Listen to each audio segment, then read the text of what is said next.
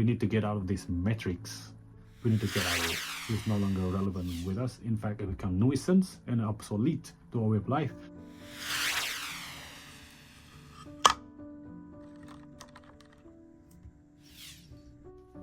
Hi guys, I'm looking at this open studio in my area in West London. It's about artists. They are open their studios for studios visits for anyone who are interested in art or curious about art or art enthusiasts or art collectors. The idea of working from home really inspired me to look at the idea of that we still stuck with 9 to 5 job. The 9 to 5 job, Monday to Friday job, which I believe, many believe that is no longer compatible to our modern days life, to our present life. Particularly those with the young kids, young families. I believe we need to change this, we need to look at it, because the idea of Monday to Friday 9 to 5 job is no longer compatible. In fact, I could say total obsolete to our modern days life. I like to look at the brief history of where the 9 to 5 job, Monday to Friday, are coming from, where it originates from. And apparently it started in the Industrial Revolution from the 19th or 20th centuries. In fact, Henry Ford's the car maker, apparently is known for that. He is the one as a pivotal for this idea of a 9 to 5 job, which he was held as the Ford schedule. To have a proper structured working hours, 9 to 5, to increase productivity and so on. Then it was introduced into the working office hours, 9 to 5. That's how it started, for as far as I understand. Now, in the present day, I don't think it's a workout for many of the dual incomes family, particularly if the husband and wife are working, living the young kid at home. It's not longer relevant, particularly living. When I was working 9 to 5 job, before I start 9 o'clock in the morning, I left my house about 7:30 to reach my office. Only a few minutes, it's not even an hour to spend time with my children early in the morning, or sometimes they're still in bed. So as soon as the nanny has arrived, I make my way to the train station. And I'm supposed to be finishing about 5 o'clock in the afternoon. But not many office workers could stay until 5 o'clock in the evening. Overwork, beyond our times. And by the time I reach home, my kids were already in bed. I hardly spend time with them. I spend time only at the weekend with them. But Sunday, we get stressed again, thinking about going back to work on Monday. Of course, it's easy when your kid grown up, like teenagers, they can go to school by themselves, they can come home by themselves from school. But this particularly for the young families, it was hard, and I understand how it was and how it is today. I've seen numbers of my friends who have young family, they struggle with that in terms of childcare and how they juggle the time to go to work. In London, if you work in London, travel to work, if you drive, it's really hard, because most offices like the architect office, lawyers, accountant, you name those professional jobs, most of them are based in central London. To drive to central London these days, bonkers. See, it's not easy to park your car. The best option to go to work in London is to use public transport. Now, using public transport, if you live in London's zone 6, because living in central London with a family is not easy to live, to find a habitable place. You end up living in a small box, but that is not an environment to raise your family. Unless you're super rich, like a multi-millionaire or billionaire, then you can. But if you're a salary person living right in the central, in the heart of London, it's not an idea. Anyway, to travel to work annually would cost about at least 4,000, 3,000, 5,000 pounds annually, just on the public transport alone. On top of that, because you have to pay for your childminder, maybe over £1,000. Working 9 to 5 job is not helping anymore for the young family these days. The situation of working 9 to 5 job is not just about expenses, but about the stressful that we went through. I remember my time when I was working 9 to 5 job. It was painful, transportation cancellation, and when I reached work, I already stressed, and Not just me stressed, my colleague gets stressed, and to the point we end up saying something wrong to each other, and we sat next to each other. We end up forced, in a way, we are forced to sit down next to each other because we have no choice, because we have to come together, we have to work together, and the continuous stress could lead to something else. That's why we see when it comes to Sunday evening or Monday evening, there's always issue with suicidal. But anyway, to put aside for now, that is how stressful it was. Not just stressful, but the cost of expenses on the public transport or cost of childminders, but also the stressfulness of traveling to work. Now, the next one is about going to work, not just the transportation expenses. We have to buy our packed lunches, sandwiches, and above all of that is the wardrobe.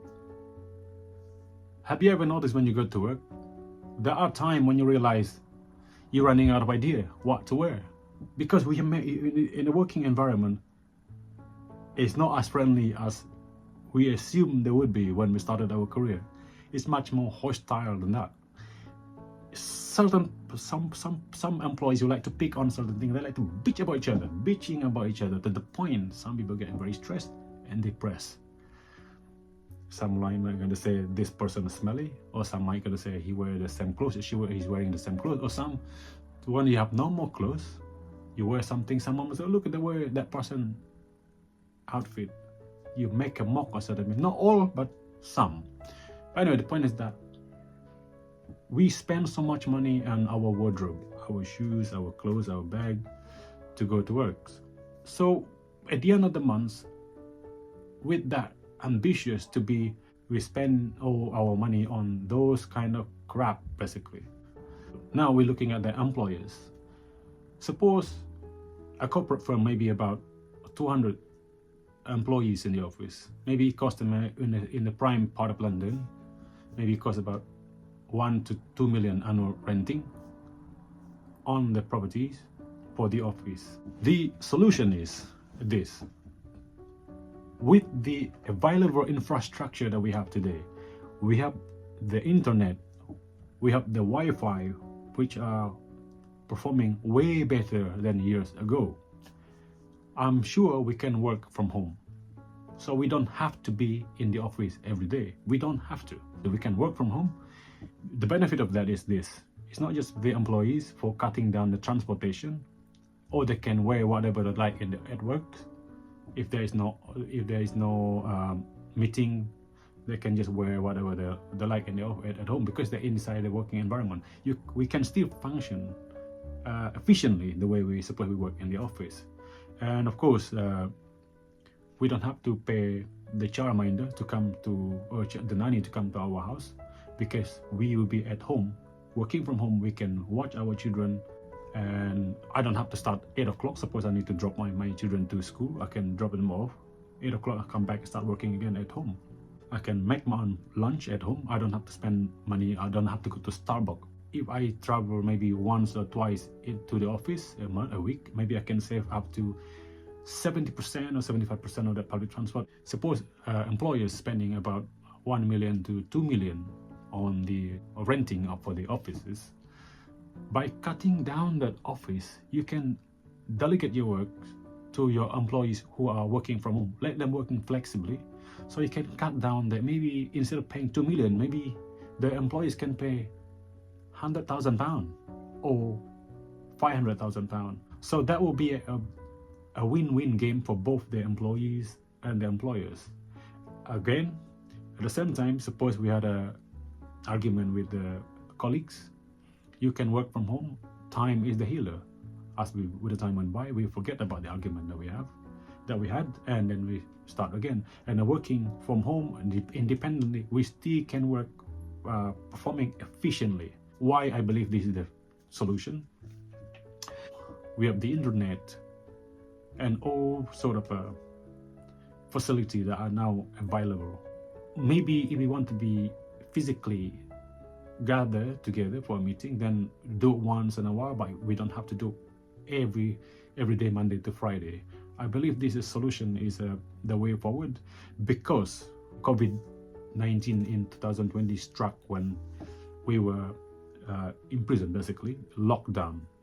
Everyone basically forced to work, apart from nurses, doctors, the frontline staff, that rail company, transportation had to be there on site because we need it physically. Unlike the office job, like administration job, lawyers, even teachers were teaching from home through online, and other office job. They were functioning efficiently without being in the same, congregating in the same room.